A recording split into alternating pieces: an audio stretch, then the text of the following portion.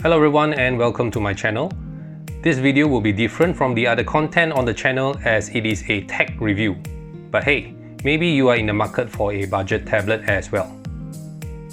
The demand for budget tablets has increased and people want a device for themselves or their children for general media consumption like YouTube or online classes, lectures and so on.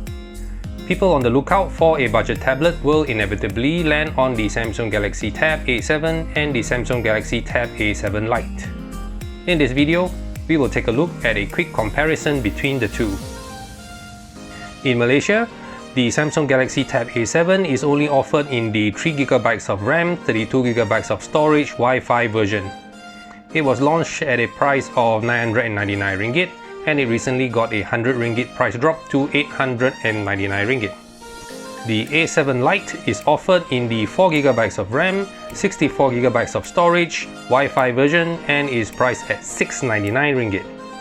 For those that are interested, the Tab A7 runs on a Qualcomm Snapdragon 662 processor clocked at 2GHz and features a 10.4-inch TFT display with a 2000 by 1200 pixel resolution. The screen for the A7 Lite is smaller at 8.7 inches and it pushes a lower 1340 by 800 pixel resolution, which is not Full HD, and it runs on a MediaTek Helio P22T processor clocked at 2.3 GHz. If whatever I just said does not mean anything to you, just know that the Tab A7 has a bigger and better screen and processor, but the A7 Lite has more storage and RAM. Performance-wise, both perform about the same. The Tab A7 has a total of 4 speakers, whereas the A7 Lite has 2 speakers. Both retain the 3.5mm headphone jack, but headphones are not included in the box. For taking pictures, both A7 and A7 Lite have an 8MP main camera at the rear. The A7 has a 5MP front camera and the A7 Lite has a 2MP front camera. One thing I like is that the front camera on the A7 is in landscape mode, which is a better position since it mostly will be used in that orientation. Camera quality on both devices is far from great but is sufficiently decent for handing in classwork and video calls.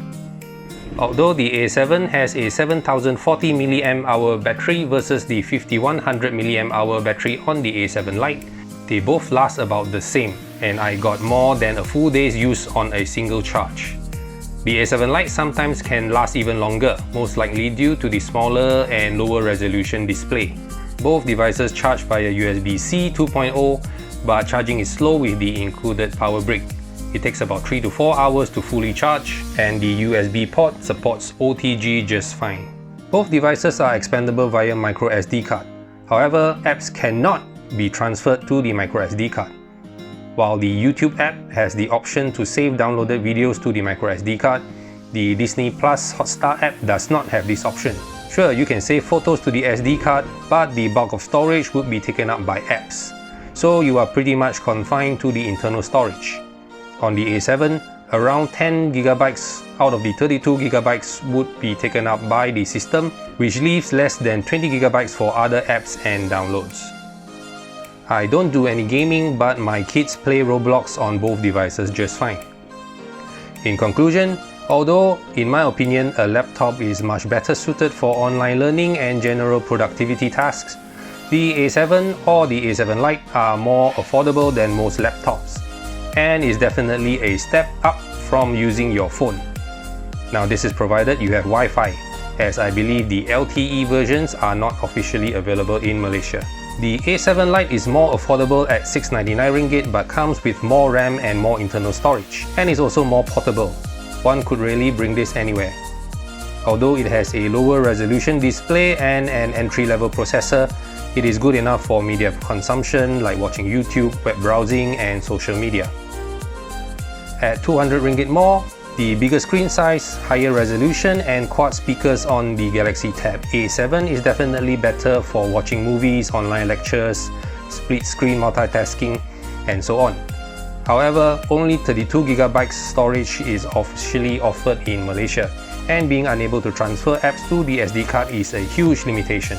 This might be okay if you only stream content online, but I would have liked that the 64GB version be offered here. Both the A7 and A7 Lite are good budget tablet options, but personally, for use as a secondary device mainly for media consumption, I find myself reaching for the smaller A7 Lite more often due to the smaller form factor. Hope you gained some value from this video, and thank you for watching.